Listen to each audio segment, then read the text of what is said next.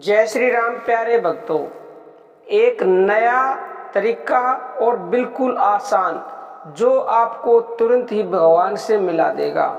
अगर आपको विश्वास नहीं है तो आप स्वयं करके देखिए, आपको अपने आप ही पता चल जाएगा। क्योंकि कई मनुष्य कहते हैं ऐसे कुछ नहीं होता, ऐसे ही होता है। आप क्या करते हो, आपको चाहिए तो सब कुछ, लेकिन कुछ करने के लिए आप तैयार हैं नहीं।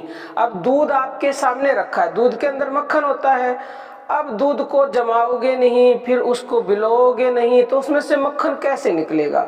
ऐसे ही सब कुछ आपके पास ही है और भगवान आपको तुरंत मिलने के लिए तैयार है, लेकिन आप कुछ करना नहीं चाहते। करना यानी कि जो भी हम बताते उसका अभ्यास कीजिए तो आपको निस्संदेह मिलेंगे।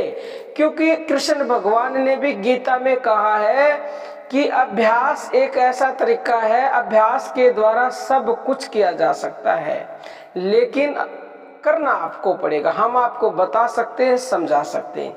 अब देखो, बहुत ही बढ़िया तरीका है और आसान भी है, क्योंकि तरीके तो बहुत सारे हैं परमात्मा से मिलने के, लेकिन उनमें भी जो सबसे आसान तरीका वो हम आपको बताते हैं।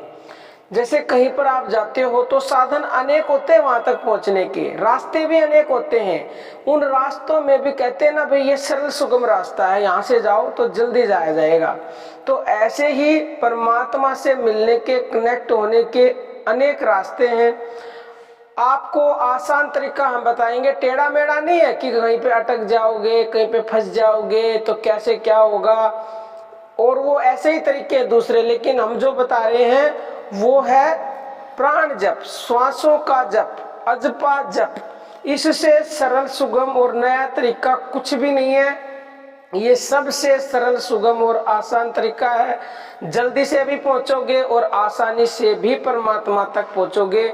और किसी ने अभ्यास कर लिया तो तुरंत ही मिल जाओगे परमात्मा से। देरी का कोई काम नहीं है प्यारे भक्तों, ध्यान से सुनिएगा।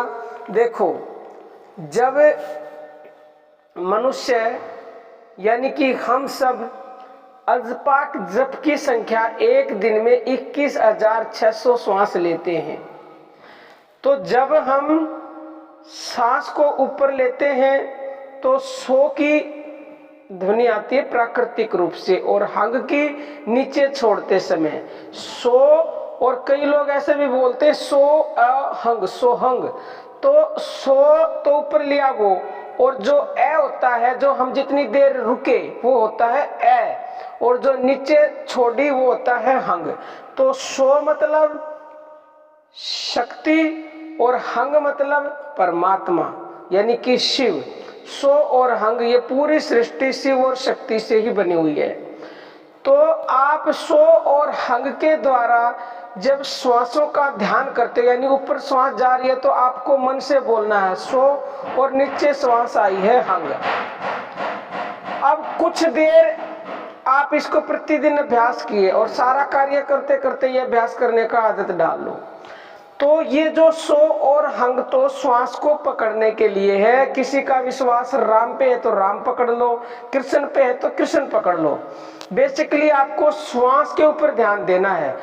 तो श्वास का ध्यान देने लगोगे तो ये नाम जो भी आप जोड़ोगे, सोहंग या राम या कृष्ण, वो तो छूट जाएगा। फिर आपका ये लय हो जाएगा आपकी श्वासों के साथ। तो प्यारे भक्तों, सोहंग मंत्र का जप करते हुए निरंतर अपने प्राणों की उपासना करें। मंत्र में मन को लय करें, तब प्राण और मन दोनों ही लय हो जाते हैं। मन को प्राणों में स्थित किए हुए प्रणव की सिद्ध साधना सोते, बैठते, उठते, चलते फिरते करते हुए संसार बीजों को अर्थात संसार कर्म चक्र को नाश करके साधक अमृत भोगता है। सब देह को नीचे की लकड़ी बनाकर और प्रणव मंत्र को देवत दूसरी लकड़ी बनावे।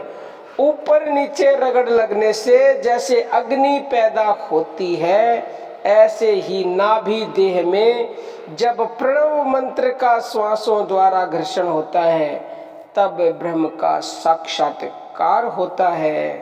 तो प्यारे भक्तों, आपको इसके लिए अभ्यास करना होगा। जितनी ज्यादा आप श्वासों की मतलब रगड़ लगाएंगे, उनका ध्यान करेंगे, उतना ही शीघ्र आप परमात्मा से मिलेंगे। इसमें 1% भी संशय नहीं है। तो आप ये अभ्यास सबसे ज़्यादा करें, क्योंकि इस साधना से ऊपर संसार में कोई भी साधना है ही नहीं, ना थी, ना है और ना ही होगी। यही सर्वोत्तम साधना है, यही नई साधना है और यही आसान साधना है। अब हम अपनी वाणी को विराम देते हैं। जय श्री राम प्यारे भक्तों।